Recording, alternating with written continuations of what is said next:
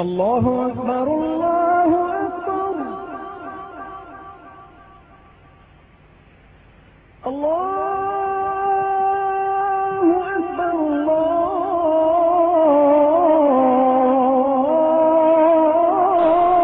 أكبر. Muslims blindly imitate the West. He turns to a loyal supporter of their beliefs and customs. He is like one who tries to reform something, but spoils it while he is unaware. Such a person does not know that blind copying of the West involves hidden hazards, and that our rights, honor, and dignity are violated by such imitation and imbecilic pride. O Muslims, the Prophet ﷺ said, "You will imitate the nations before you very closely, to the extent that if they went into a lizard's hole, you would enter it as well." His companions, may Allah be pleased with them, inquired, "Do you mean the Jews and Christians, O Messenger of Allah?" He ﷺ replied, "Who else?" The Prophet ﷺ also said, "The day of judgment will not come until my nation closely imitates the nations before them." It was asked, "Like the Persians and Romans, O Messenger of Allah?" He ﷺ replied, "Who are the nations I could mean except those?" The Prophet ﷺ foretold that some of his nation will imitate the people of the book, namely the Jews and the Christians, as well as other non-Arabs, namely the Persians and the Romans. Allah says, كَالَّذِينَ مِنْ قَبْلِكُمْ كَانُوا أَشَدَّ مِنْكُمْ قُوَّةً وَأَكْثَرَ أَمْوَالًا وَأَوْلَادًا فَاسْتَمْتَعُوا بِطَلَاقِهِمْ فَاسْتَمْتَعْتُمْ بِطَلَاقِكُمْ كما استمتع الذين من قبلكم بطلاقهم وخذتم كالذي خاضوا. You disbelievers are like those before you. They were stronger than you in power and more abundant than you in wealth and children. They enjoyed their portion of worldly enjoyment, and you have enjoyed your portion as those before you enjoyed their portion, and you have engaged in vanity like that in which they engaged. Ibn Abbas, may Allah be pleased with him, commented on this verse by saying, "These are the children of Israel that you will imitate." Ibn Mas'ud, may Allah be pleased with him, also said in this regard, "You are closely similar to the children of Israel as far as outside appearance and manners are concerned. But I do not know whether you will worship the calf as they did or not." O servants of Allah, the Prophet ﷺ used to prohibit imitating other nations. It is worth mentioning that these traditions do not indicate that the entire Muslim nation will commit this sin. As he ﷺ said, and foretold that a group of his nation will continue to stick to the straight path until the day of judgment. The Muslims constitute the most guided and well-mannered nation of this life, and on the day of the judgment, Allah will make them witnesses over all other nations, as He says in the Qur'an, وَكَذَلِكَ جَعَلْنَاكُمْ أُمَّةً وَسْطًا لِتَكُونُوا شُهَدَاءَ عَلَى النَّاسِ وَيَكُونَ الرَّسُولُ عَلَيْكُمْ شَهِيدًا. And thus, we have made you a medium, that is just community. Then you will be witnesses over the people, and the messenger will be a witness over you.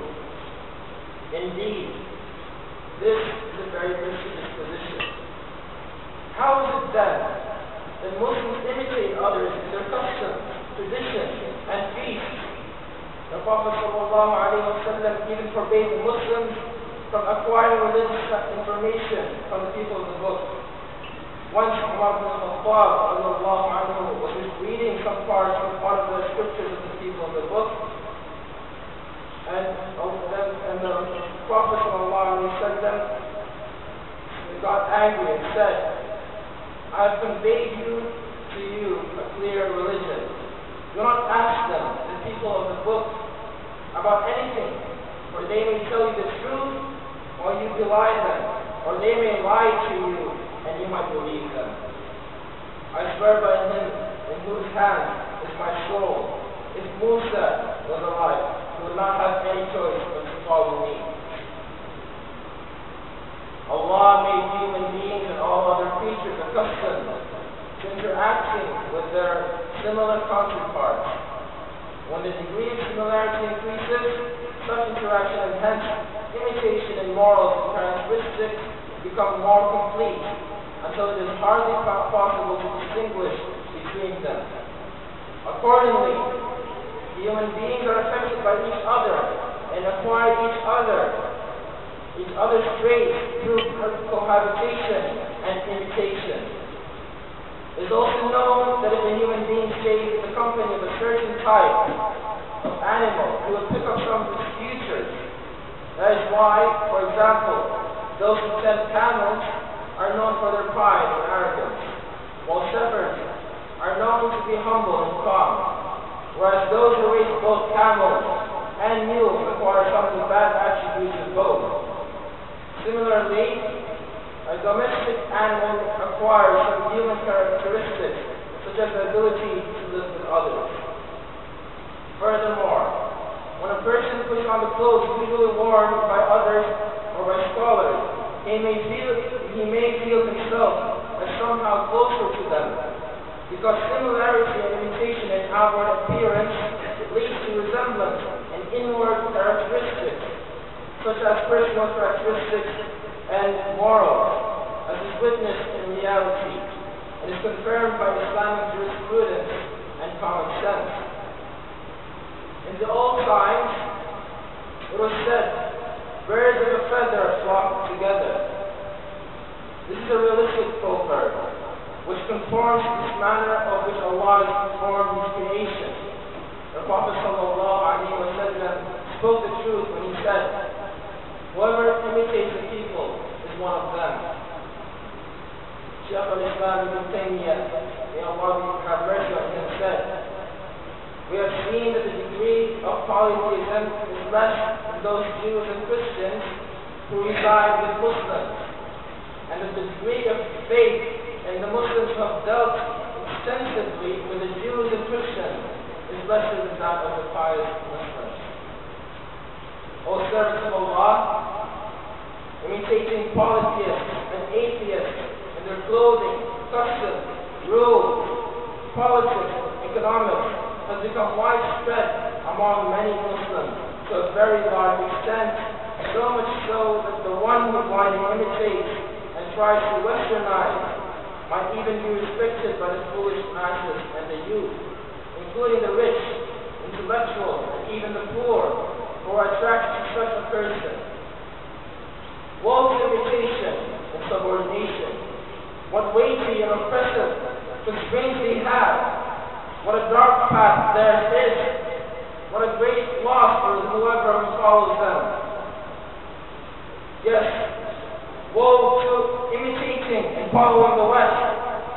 It has trapped some Muslim generation in the dark, narrow prisons of subordination and dependence, and prevented them from thinking, meditating, and heading for glory.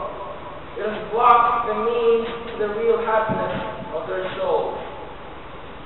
Woe to imitation and dependence. There are obstacles for the intellect to prevent everything that may revive them.